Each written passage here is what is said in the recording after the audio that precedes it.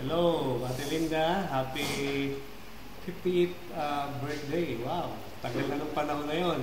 So, lagi naming naalalang church life sa Caloocan. So, dito rin kami. We have our own church here in LJCC. So, happy 50th birthday. Sana umabot din ako sa ganyang edad. So, nandito si Beth at yung aking bunso, yung panganay mo is Hello, Ate Linda. Kamusta ka na?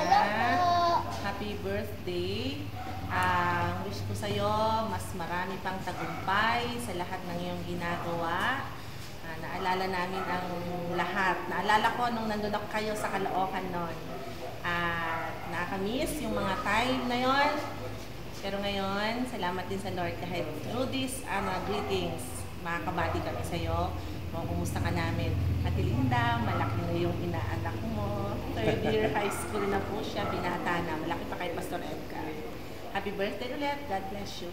Yeah, we're so happy to see, even through Facebook, very active kayo ni Romina sa church. So halos lahat yata nung time natin sa Caloocan, lahat ngayon ay very active in God's kingdom.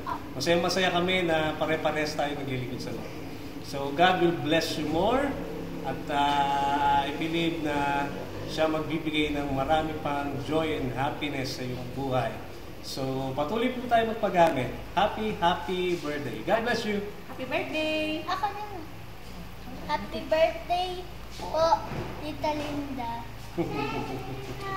Okay, God bless. Happy birthday po.